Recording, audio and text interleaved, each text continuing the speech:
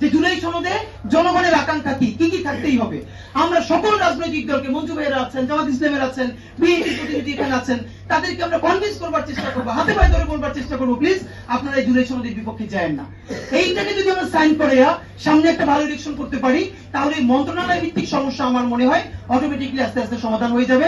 আর please, এক বছরে এই দেখেন, মানে 16 বছর বসে ধ্বংস করা হয়েছে আমাদের রাষ্ট্র, সমাধান করতে মিনিমাম 32 বছর দরকার ছিল। কিন্তু আমাদের এই সরকার কয়দিন ফাংশন করতে পেরেছে বলেন? প্রত্যেকটা দিন একটা না একটা তার বিরুদ্ধে ষড়যন্ত্র লেগে আছে। এই নির্বাচনটাও সে করতে পারবে কিনা সে ব্যাপারেও বিরাট ঝামেলা আছে।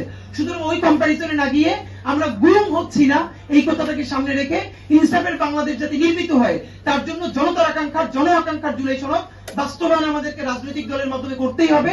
সেই প্রেশার যেন আমরা জারি রাখতে পারি।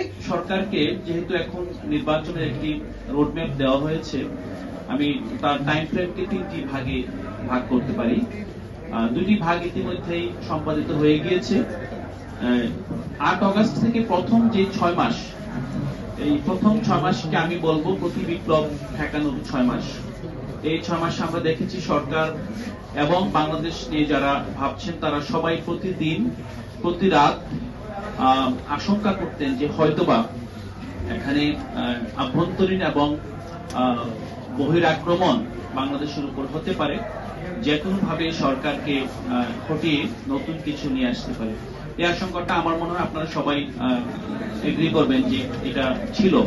এবং অধ্যাপক ইউনূসের নেতৃত্বাধীন অন্তর্বর্তীকালীন সরকারের সবচেয়ে বড় সফলতা এই সব আশঙ্কাকে উড়িয়ে দিয়ে অমূলক প্রমাণ করে তিনি বিশ্বের মাঝে এবং বিশ্বের যে বাংলাদেশের যে যারা কাউন্টার পার্টস আছেন, বাংলাদেশের সাথে যারা বিভিন্নভাবে বাণিজ্যে যুক্ত আছেন এবং প্রাতিষ্ঠানিকভাবে যুক্ত আছেন, সবার আস্থা নিয়ে বাংলাদেশকে সফলভাবে একটি স্টেবল জায়গায় নিয়ে আসতে পেরেছেন।